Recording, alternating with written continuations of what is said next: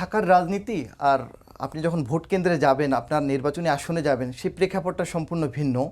যে বিএনপির সাথে আমাদের সম্পর্ক বৈরী এমন না, দীর্ঘ একটা প্রেক্ষাপট বলবো যে আমরা যখন রাজনীতি শুরু করি, যে কোটা সংস্কার আন্দোলন, যে কোটা সংস্কার আন্দোলনের মধ্য দিয়ে এই অভ্যুত্থান, সেই কোটা সংস্কার আন্দোলন কিন্তু এই ভিপি নুরুল হক নূর, রাশেদ খান আমাদের হাত ধরেই কিন্তু এই আন্দোলনটা, সেই আন্দোলনের পর থেকেই কিন্তু বিএনপির সাথে আমাদের একটা খুবই চমৎকার সম্পর্ক।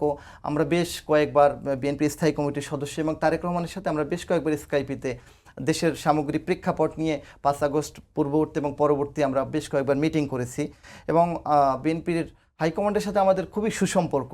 কিন্তু বিএনপির হাইকমান্ড, ঢাকার নেতৃত্ব আর তৃণমূলের নেতৃত্বের মধ্যে কিন্তু আকাশ পাতাল ব্যবধান। কীভাবে ব্যবধান দেখবেন যে এই 11 মাসে কিন্তু বিএনপির প্রায় 5,000 নেতাকর্মীকে বিভিন্ন অপরাধের দায়ে কিন্তু বহিষ্কার করে দেওয়া হয়েছে। তো এই জায়গায় যারা তৃণমূলে আছে তারা কিন্তু কন্ট্রোলে নেয়।